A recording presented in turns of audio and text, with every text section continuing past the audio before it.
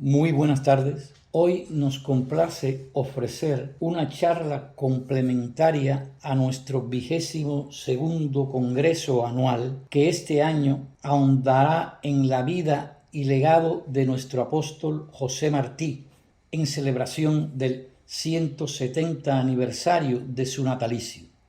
Nuestra conferenciante, Susana Sella, es doctora en letras y profesora consulta de la Universidad de Buenos Aires, donde se desempeña como docente e investigadora especializada en literatura latinoamericana.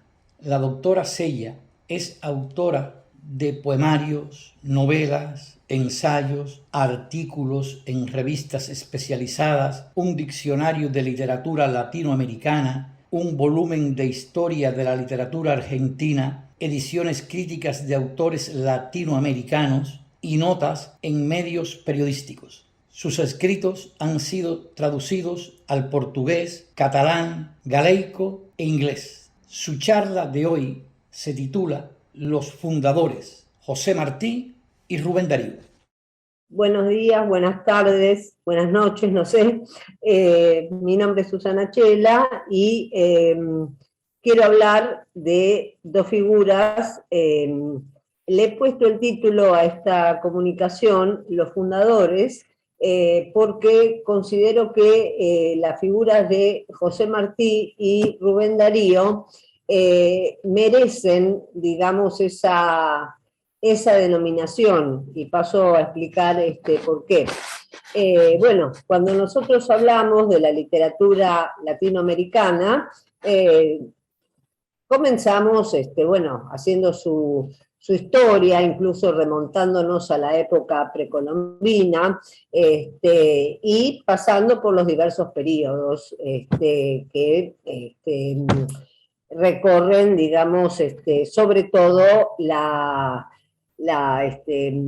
el momento de la colonización hasta la actualidad.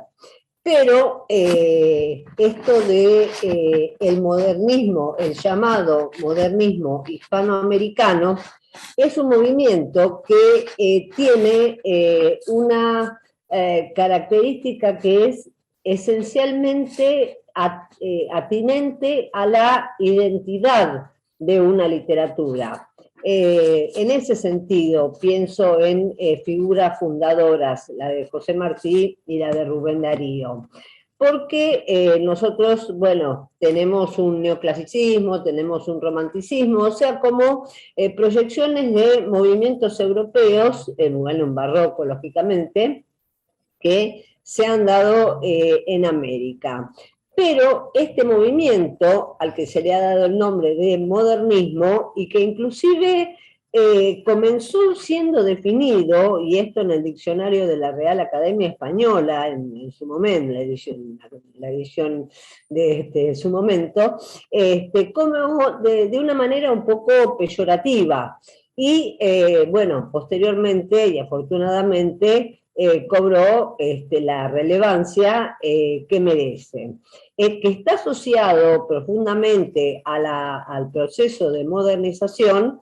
Esto es bueno, evidente, porque es el momento, digamos, nos ubicamos hacia fines del siglo XIX, cuando en América, sobre todo en algunas regiones, comienzan a darse una serie de cambios que van tendientes a que aquello que eran, como dice una obra argentina, la gran aldea, se convierta, como diría Rubén Darío, en una cosmópolis. Me refiero a la ciudad de Buenos Aires. Entonces, digamos, el aporte que hacen tanto Darío como Martí es el de efectuar una renovación, un cambio que sigue vigente, permanente, y lleva a la consolidación de una literatura. Uno podría decir, sí, la literatura hispanoamericana tiene un momento de consolidación, así como lo fueron teniendo las literaturas nacionales, tanto en América como en Europa, por ejemplo, con el modernismo hispanoamericano, que no tiene un eco, digamos, no, o sea, es un nombre propio de Hispanoamérica. Me refiero a Hispanoamérica porque este movimiento no incluye lo que después fuimos incluyendo como las otras regiones, como por ejemplo la de Brasil,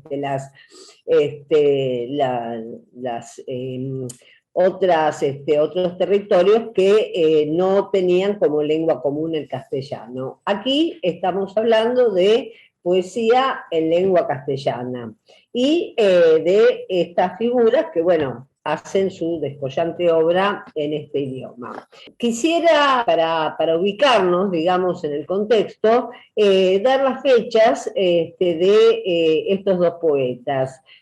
José Martí, nacido en 1853, murió en 1895, y Rubén Darío, 1867 y 1916. Cubano el primero, nicaragüense el segundo.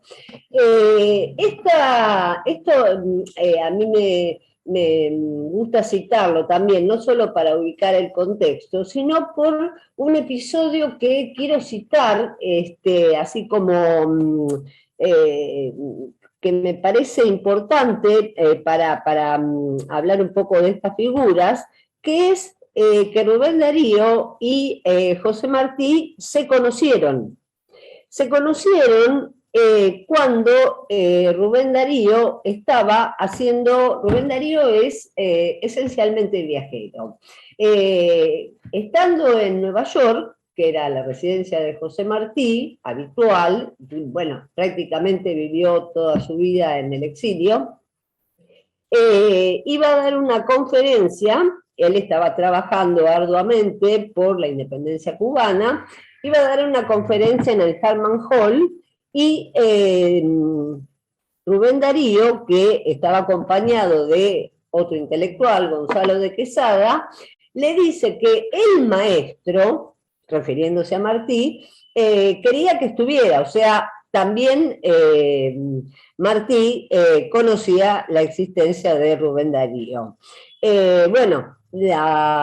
Darío asiste, y cuando tienen un encuentro así en privado, digamos, Martí le dice a Darío hijo. Cuando uno piensa en las edades, o sea, Martí era unos pocos años mayor que Darío, y sin embargo hay ahí para mí es muy significativo esto, porque esa figura de Martí, que algunos lo mencionaron como un precursor, en realidad aparece como el núcleo fundante de ese movimiento que, según Rubén Darío, en su autobiografía, dice: el movimiento que me tocara iniciar. Sin embargo, va a reconocer la maestría de José Martí, del cual había leído en vida de Martí muy poco de su poesía. Esto también tiene que ver con el problema de las publicaciones de la poesía de José Martí. En 1882 sí publicó su Ismaelillo, luego recién en 1891 los versos sencillos, y quedaron luego inéditos una gran cantidad de versos que Darío no conoció en ese momento, incluso conocía poco de los versos sencillos, cuando escribe su necrológica. Esto se nota en la apreciación que hace en ese libro que Darío escribe en 1896, que se llama Los Raros. Este libro, Los Raros, tiene que ver también con este ansia de buscar figuras que incidan, que aporten a la renovación poética que ambos, cada uno a su manera, quiso realizar. En el caso de Rubén Darío, cuando habla de los raros, él allí menciona una cantidad de poetas, pero no americanos. Mejor dicho, sí está Edgar Allan Poe, pero norteamericano. La mayoría son franceses, que era una referencia muy importante para Darío. Tanto es así que el que luego fuera su amigo, Juan Valera, lo calificó de galicismo mental, ¿no? Siempre entre las, digamos, imágenes que se han construido de Rubén Darío, aparecía mucho esta de el afrancesado, y sí hay que decir que obviamente la poesía francesa tuvo mucha incidencia en Rubén Darío, y en especial un poeta que fue Paul Verlaine. Darío llegó a conocerlo, a Paul Verlaine, cuando en otro de sus viajes él está en París y en una especie de bar donde iba la bohemia y a los que concurría asiduamente Paul Verlaine, puede llegar a verlo y a saludarlo, pero lo que recibe como respuesta es más bien un rechazo. Paul Verlaine, que lamentablemente, bueno, estaba sumamente alcoholizado, estaba en un momento de depresivo, mal, y entonces algo así como que ni lo saluda, se lo saca de encima, y luego pudo verlo alguna vez Darío, pero nunca pudo tener el contacto que seguramente hubiera deseado con alguien a quien le dedicó a su muerte un responso, uno de los famosos poemas de Darío, que es el responso a Verlaine. Ahora, además de hablar de fundadores, yo quería ver en estas dos vidas paralelas, digamos, bueno, tuvieron varios años de contemporaneidad. Claro, Martín muere antes y muere en una circunstancia muy distinta de la muerte de Rubén Darío, que es cuando ya había iniciado la guerra contra el dominio español en Cuba, y en 1895, entonces, estando en Dos Ríos, en una emboscada, bueno, hay un tiroteo y lo matan.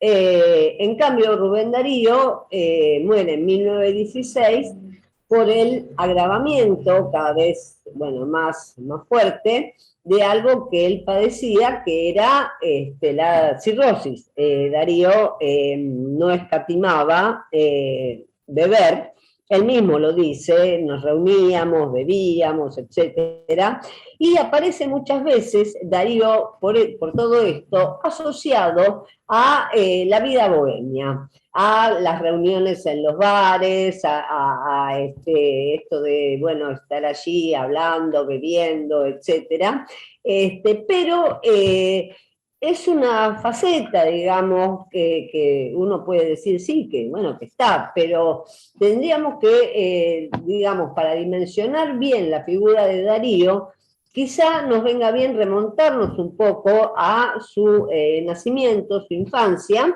Lo mismo en el caso de Martí, podría decir, ¿no? Los padres de Darío, en realidad el nombre verdadero de Darío era Félix José Rubén García Sarmiento. Lo que sucede, y él lo cuenta en su autobiografía, es que a esa familia de él los solían llamar los Daríos, por uno de los antepasados que firmaba Darío. Bueno, y quedó entonces él adoptó ese nombre de Rubén Darío para su, bueno, tal como lo conocemos.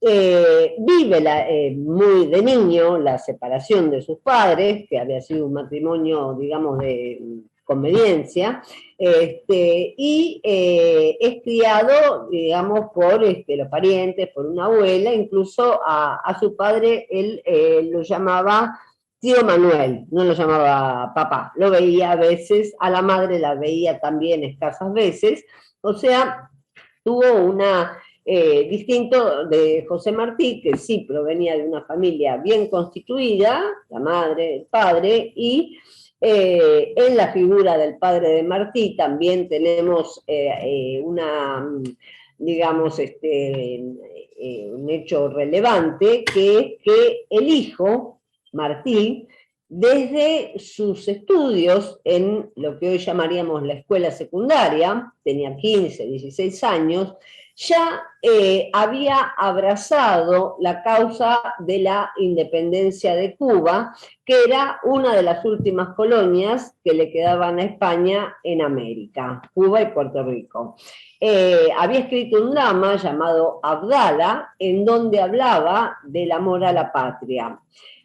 Bueno, la vida de Martí, entonces, desde esta, uno lo piensa hoy día, era un adolescente cuando lo envían a un presidio político. Sabemos todo esto del testimonio que él dejó cuando escribió El presidio político en Cuba. Era un lugar, un campo de trabajo forzados, y Martí, sobre todo, se dedica, más que a hablar de las penas de sí mismo, a contar el sufrimiento de muchos de los presidiarios, entre los cuales sobresale, por ejemplo, la figura de un anciano, ya era prisionero, llamado Castillo, donde cuenta los daños corporales, llevaban esas bolas de hierro, las cadenas. Esto le dejó a Martí, por otra parte, una afección en la ingle, de la cual no se curó nunca más. Y otro personaje que llama mucho la atención ahí en el presidio es un chico tonto, es un débil mental, y uno nos explica que cómo puede estar en un presidio político cuando tendría que tener una posición política o algo, pero no pasa esto.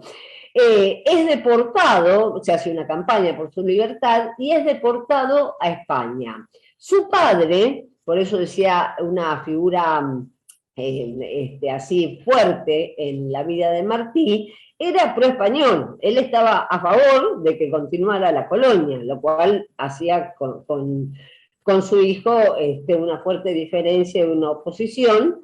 Sin embargo, hay un momento en que Martí cuenta que el padre se conmueve cuando lo ve con el traje de presidiario, con los brillos, con esas bolas de hierro, y bueno, hoy, mirado con los ojos de hoy, era una criatura, sufriendo ese rígido régimen que tenía este presidio, al cual Martí va a vituperar, diciendo que en España, que España en ese momento atravesaba por el periodo de la Primera República Española, ¿cómo podía ser que una república, por la idea republicana que tenía Martí, podía tolerar que hubiese semejante institución? En el caso de ambos, bueno, Martí tuvo una educación más formal, digamos, ¿no? De estudiar en la escuela, etcétera, mientras que en el caso de Rubén Darío, su formación fue más, si bien asistió a la escuela, pero a las primeras letras, y luego empieza a leer a Rivadeneira, a lo que encuentra, y ahí me parece que también tenemos un dato importante que viene un poco a matizar, creo que a matizar bastante, lo del galicismo mental de Rubén Darío, que parece que solo hubiese leído franceses, y por otra parte, debo aclarar una cosa: Rubén Darío no sabía francés desde chico o adolescente, aprendió francés de más grande, cuando fue a París, casualmente. Bueno, y empieza a leer literatura española, empieza a leer el Cid, lee la historia, digamos, de la literatura española. No olvidemos, por ejemplo, él tiene poemas dedicados al Cid, tiene poemas dedicados a Gonzalo de Berceo, o sea, hay una relectura de la literatura española y tenemos que recordar acá que tanto yo diría en el caso de Martí, como sobre todo en el caso de Darío, hay como un ansia de remozar, de darle la vida que tuvo en otros momentos, como en el siglo de oro español, la poesía castellana, que había quedado por un romanticismo español poco feliz, podríamos decir, había quedado empantanada en versos de pronto muy pesados, muy machacones.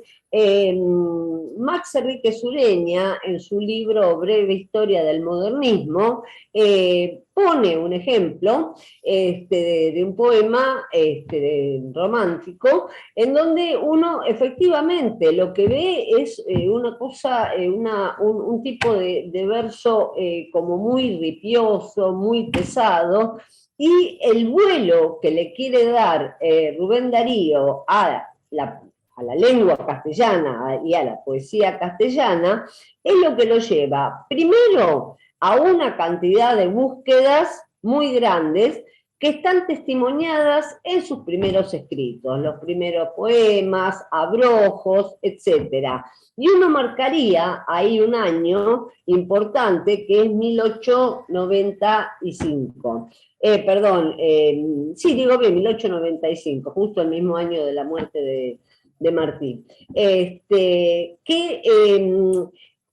Rubén Darío, de sus viajes por la zona centroamericana, va a emprender un viaje que uno diría simbólico, paradigmático, y yo pensé en este inicio de esos viajes darianos en un concepto de el escritor y crítico argentino David Viñas, que es lo que él llamó el viaje estético.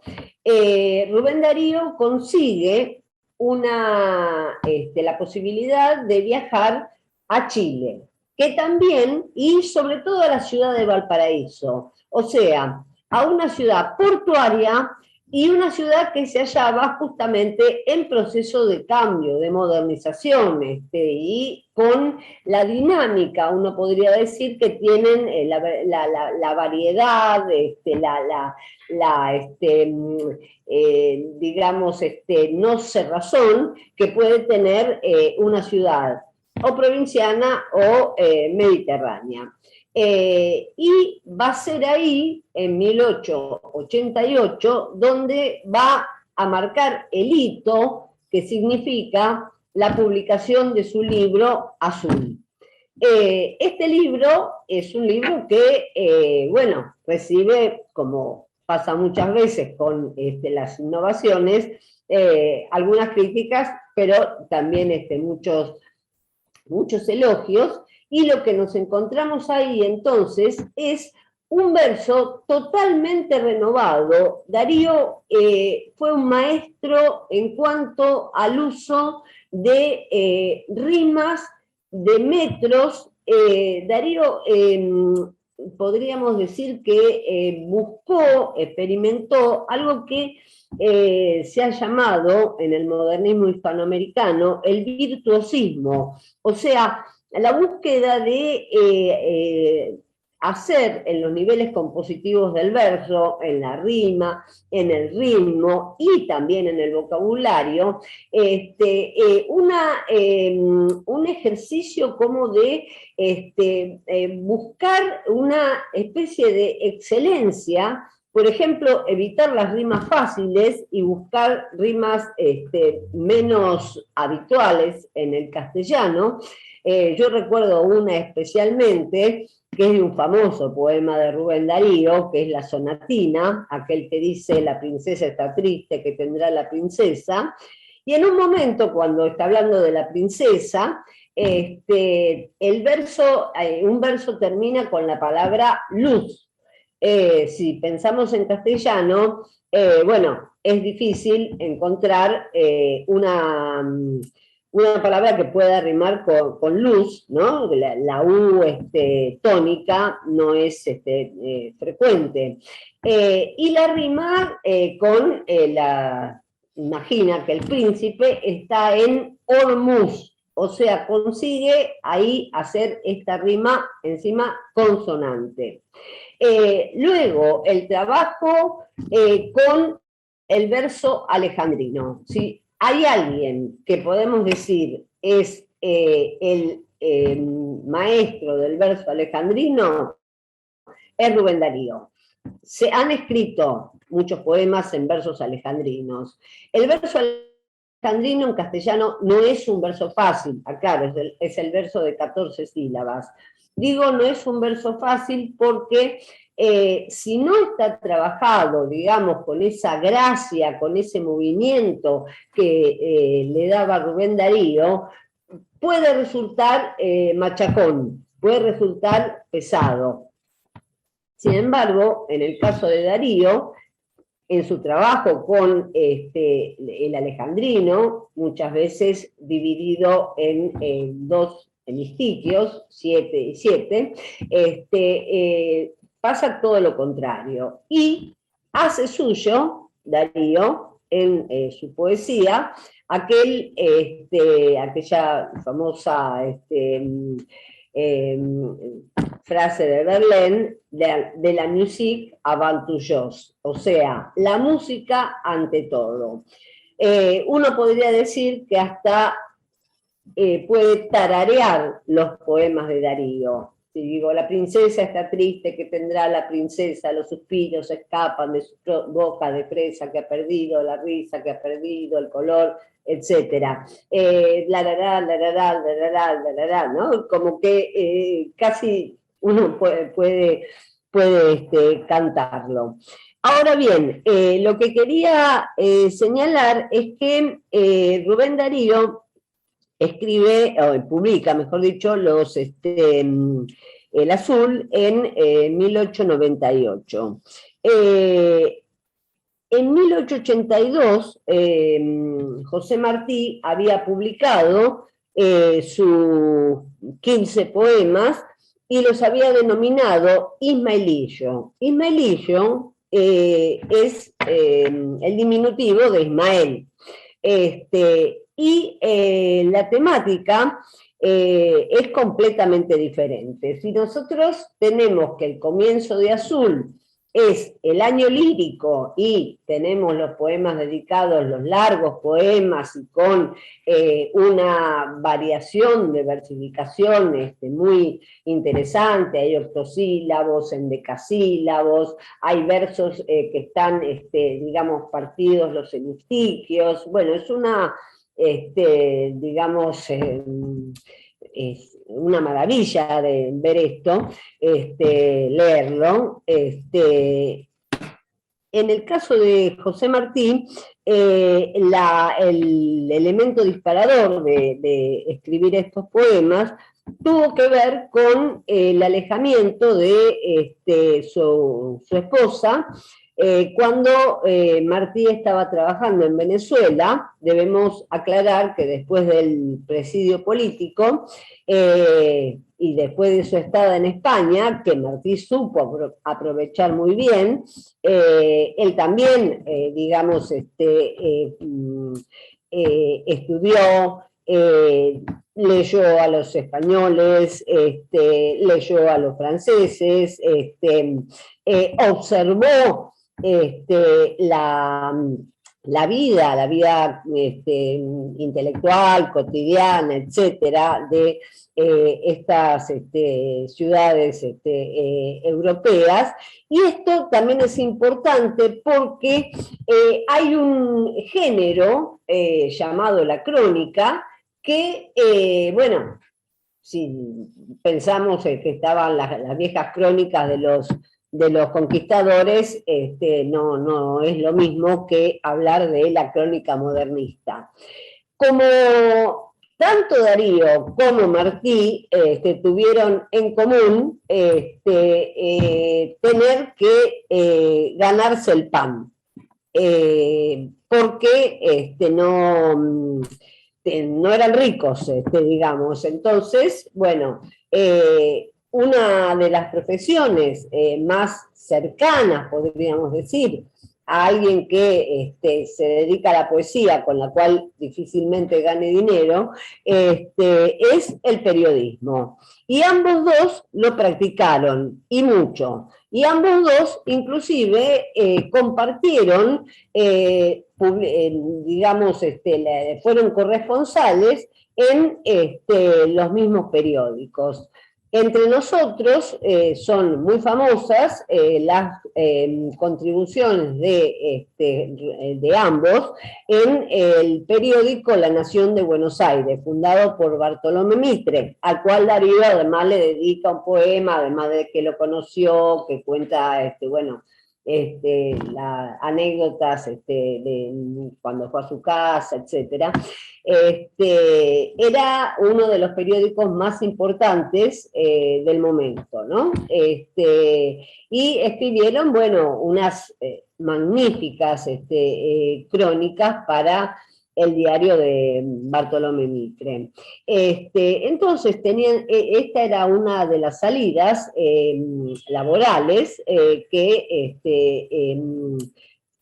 tuvieron en común y que también les permitió leerse mutuamente, ¿no? Leer el uno las crónicas del otro, y estas crónicas modernistas también gozan de ese espíritu innovador en la lengua de que goza la poesía. Son crónicas como muy vivaces, muy, donde ese saber poético, esa habilidad con el lenguaje, ese vocabulario, se pone en juego para hablar de distintos acontecimientos, que pueden ser hablar de algún personaje, hablar de la vida cotidiana, de algún episodio particular. Estoy recordando en este momento la larga crónica que hizo Martí cuando cubrió todo el proceso de los mártires de Chicago. En el caso de Rubén Darío, no podemos decir que, fuera totalmente ajeno a los vaivenes políticos, pero de una manera muy distinta que José Martí. José Martí va a mantener incólume su posición el proyecto de lograr la independencia de Cuba. Tanto es así, bueno, que muere 3 años antes de que se lograra finalmente en 1898 la independencia. En el caso de Darío, de pronto tenía amistades, a veces eran poetas, políticos, a veces eran las dos cosas, o diplomáticos, y Darío muchas veces estas relaciones las utilizaba para conseguir trabajo, justamente. Por ejemplo, la Avenida Buenos Aires, que fue muy importante en el ambiente porteño, él la logra con un cargo cónsul o embajador de Colombia. Y él mismo cuenta que era una cosa muy, muy liviana, porque en realidad en ese momento prácticamente no tenía nada que hacer, porque no se mantenían relaciones comerciales, eran escasas las vinculaciones en ese momento entre Argentina y Colombia. Por lo tanto, vamos a ver que sí cuenta, y muy pormenorizadamente, todos los lugares por los que anduvo, a todos los personajes que conoció, entre ellos uno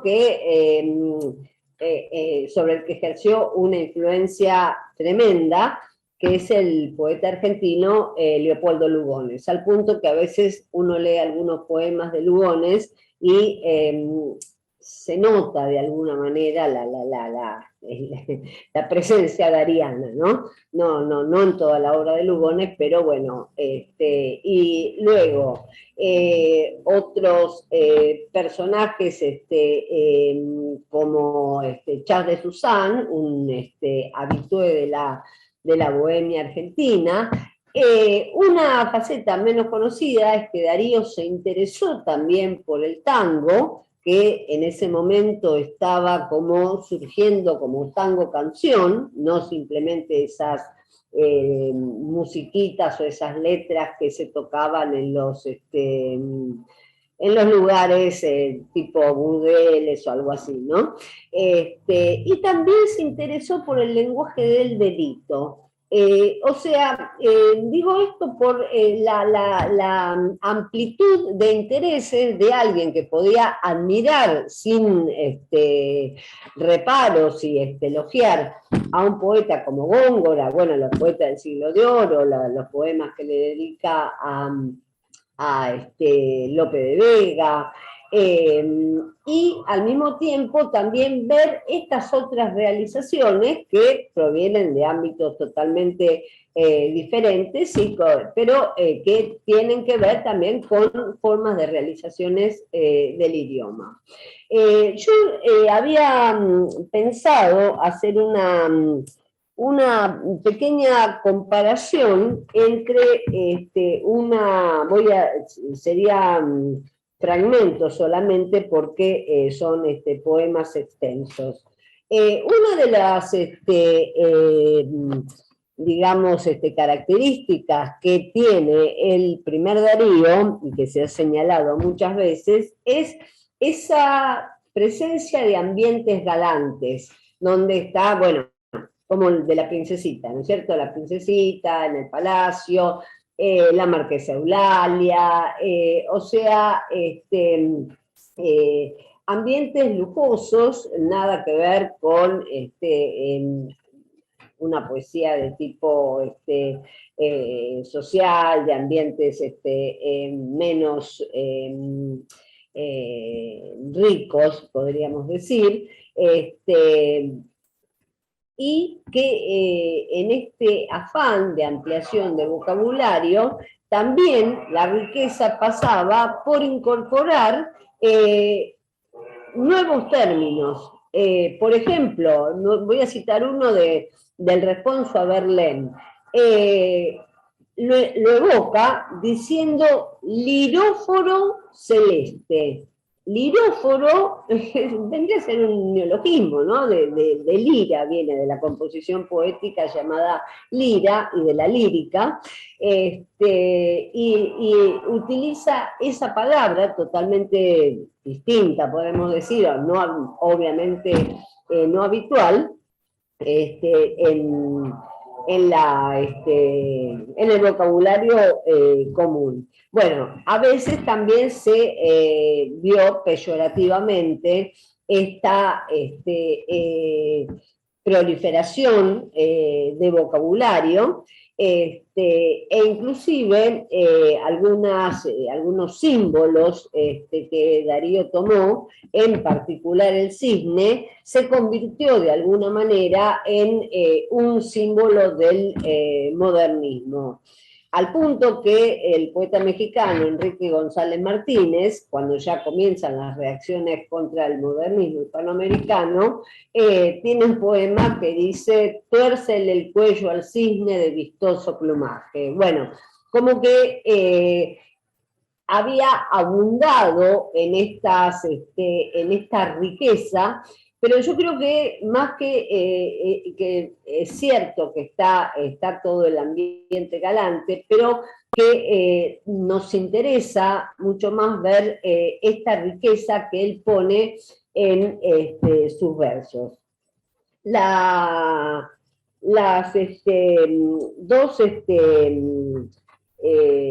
dos poemas que quería yo comparar tienen que ver en algo con esto de hablar de príncipes o princesas.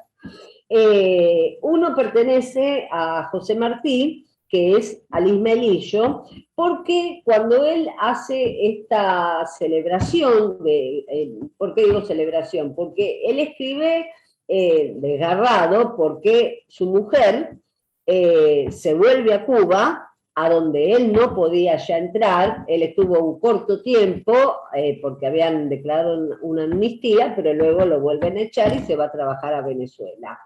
Desavenencias con su esposa, esta se va a Cuba casualmente, a donde él no podía ir, y se lleva a la criatura, que tenía 3 años por entonces. Entonces, él le dedica un libro a la ausencia, al dolor por la ausencia del hijo. Sin embargo, este libro no es un libro de lamentaciones, sino que es un libro, por eso dije celebratorio. Celebra al niño, celebra los juegos que hacía con el niño, habla de la infancia y escribe Martí también ya utilizando una variedad de metros, como por ejemplo los pentasílabos, y también acá nos vamos a encontrar con que ese ritmo, así como no pesado, no machacón, ya está presente en esta publicación. Los dos poemas que quiero comparar son El Príncipe Enano de José Martí y de Prosas Profanas, el poema Era un aire suave. Era un aire suave, de paso, ha sido uno de los versos de Darío retomados y recitados a lo largo del tiempo, ¿no? Varios de los poemas o los versos de Darío, como yo dije, lo de la sonatina, fueron fueron famosos. Hasta él dijo, bueno, voy hacia las multitudes. Y efectivamente sucedió que durante mucho tiempo y mucho después de la muerte de Darío, y cuando ya habían otras propuestas poéticas, etc., uno podría decir que a nivel popular la idea que se tenía de la poesía tenía mucho que ver con la poesía de Rubén Darío. Y cuando mencioné lo del tango, olvidé decir una cosa. Un dariano fanático, que fue Lepera, que era el letrista de Gardel, era un imitador no un imitador, sino que se inspiraba en Darío para sus letras de tango, e inclusive hay un tango que dice un verso de Rubén. Rubén, a secas, no hacía falta aclarar que Rubén era, ya se sabía que era Rubén Darío. Bueno, leo entonces un fragmento, son 2 poemas largos, así que leo un fragmento de cada uno.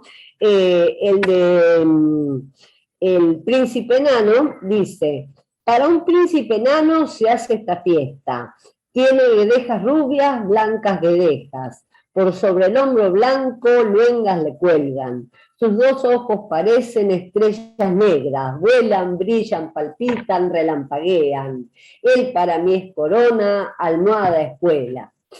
Siguen, pero fíjense en el fragmento que he leído cómo ya tenemos un ritmo vivaz, donde él está hablando. Martí, si algo no era monárquico, era republicano. Este príncipe no es un príncipe, digamos, de la realeza, sino que es el príncipe de los cuentos. Y en el caso de Rubén Darío, sus marquesas y todo eso también son las marquesas de, las historias cortesanas, podríamos decir. En el caso de Darío, dice: era un aire suave de pausados giros, helada armonía rimaba sus vuelos, e iban frases vagas iban frases largas y tenues suspiros entre los sollozos de los violonchelos. Sobre la terraza, junto a los ramajes, diríase un trémolo de liras eolias, cuando acariciaban los sedosos trajes sobre el tallo erguido las blancas magnolias. La marquesa Eulalia, risas y desvelos, daba un tiempo mismo para dos rivales, el vizconde rubio de los desafíos y el abate joven de los madrigales.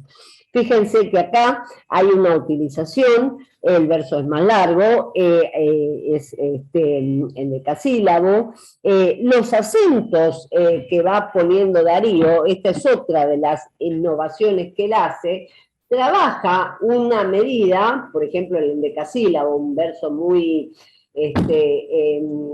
usado en la lengua castellana, en el verso castellano, pero el tipo de acentuaciones que le va poniendo a los versos y que le van dando, por lo tanto, tonalidades y musicalidades distintas, lo va variando, ¿no? Va experimentando distintos modos de acentuar esos versos. Y acá entonces aparece, bueno, en lugar del juego, tenemos el ambiente muy lindo, la terraza, la fiesta, etc. Y el tema es la princesa esta que está coqueteando de alguna manera con sus dos amantes. Bueno, quise hacer esta comparación para de alguna manera ver que si bien Darío, si bien Martí hablaba del verso natural, se quejaba o se oponía al ornamento contra el verso sencillo, contra el verso ornado, el verso natural, decía. Sin embargo, Darío supo ver que esa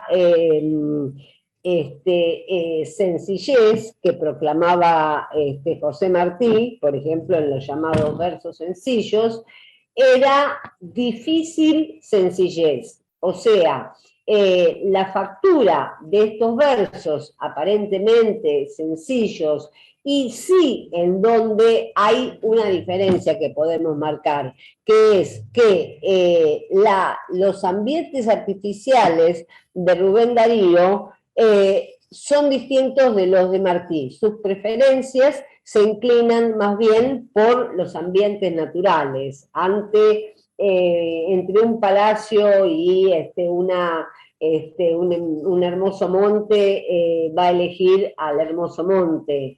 Entre el obispo, que es un pajarito, y el obispo de España, que es un sacerdote, digamos, y aliado a la monarquía, va a hablar de esta ave que es el pajarito, ¿no? Bueno, la obra de Rubén Darío, luego de Azul, tenemos Prosas Profanas, un título que también se parece como inusual para el momento, porque bueno, las prosas profanas son versos donde escribe un famoso prólogo hablando de su poética. Luego aparece un Darío menos así principesco y más digamos reflexivo, como en poemas como Lo Fatal, por ejemplo, el tema de la muerte aparece, y luego también el canto errante, ¿no? Además de una cantidad de poemas sueltos que quedaron, incluso un breve poema que escribió a su patria. La actitud de Darío hacia, digamos, yo dije lo del viaje estético, y cuando pienso en estas dos figuras de fundadores, pienso el exiliado y el viajero. El exiliado sería José Martí, o sea, pasa de ser desterrado primero, luego elegir vivir en Estados Unidos, donde trabaja por la independencia de de su patria, pero pasa la mayor parte de su vida efectivamente en el exilio. Mientras que en el caso de Rubén Darío, con estos cargos que va consiguiendo, amistades con políticos, diplomáticos, etcétera, consigue hacer como un viaje, yo decía, viaje estético, porque esta nueva estética que va portando con él, con el azul primero, y luego con lo que sigue, la va llevando, digamos, o sea, se expande por toda América.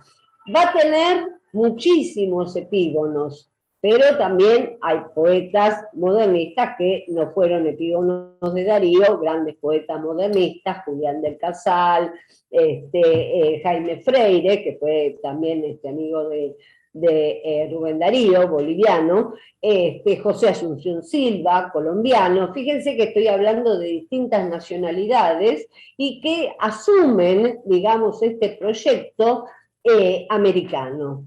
Y que este proyecto revierte sobre España, en algunos casos no con tan buena fortuna, se rechaza un poco a Rubén Darío, una de las figuras que no le fue especialmente simpática fue Unamuno, pero sí alguien que, digamos, se admiraron mutuamente fue Ramón del Valle Inclán. Darío tiene varios poemas dedicados a Valle Inclán y en la estadía en España, bueno, tenían una amistad personal.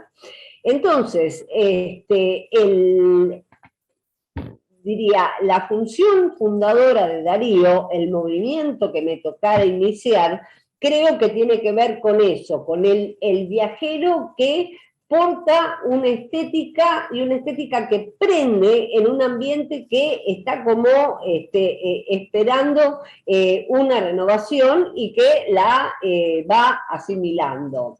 Y en el caso de Martí, tenemos una producción poética de la cual mucha de ella, o sea, todo lo que se agrupó como versos libres, se conoció tardíamente porque lo matan y esto había quedado, él estaba organizando la publicación, pero quedó sin publicar, quedaron una serie de papeles, etcétera, hasta que se comenzó a organizar eso para hacer la publicación, pero ya estamos hablando del siglo XX y cuando ya el momento modernista había pasado. Esos versos libres son no versos libres en el sentido moderno, sino endecasílabos.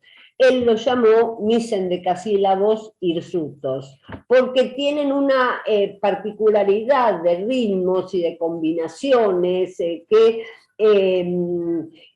lo complejizan de una manera a un verso que suele ser más plácido, que le otorgan un ritmo tan a veces acelerado, que inclusive, digo, en la experiencia, en la lectura en voz alta, uno se encuentra que a veces hasta como que le falta el aire para seguir leyendo el verso.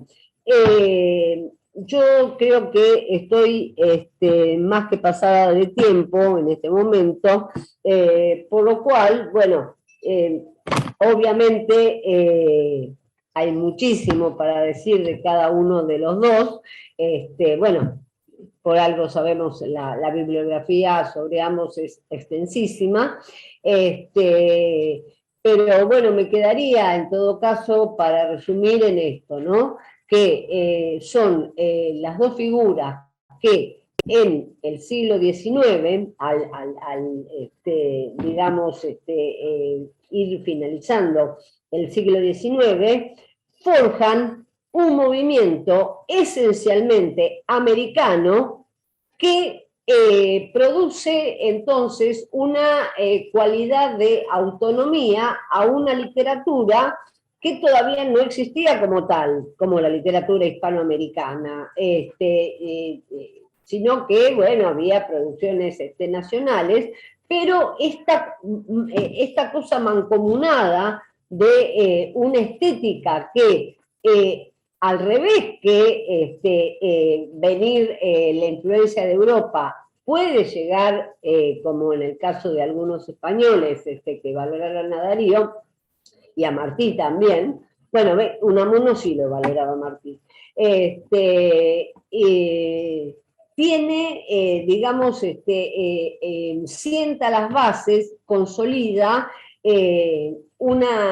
a nuestra literatura.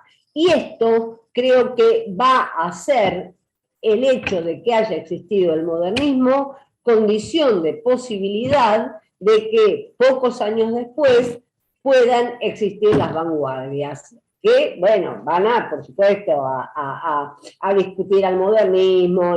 Sabemos el caso de Borges, sus burlas a versos de Lugones, etcétera, pero si no hubiese estado ese corpus, digamos, estas vanguardias medio que no habrían tenido con quién estar discutiendo. Por eso me parece tan fundamental la existencia del modernismo hispanoamericano, ¿no? Como fundación de una literatura propia.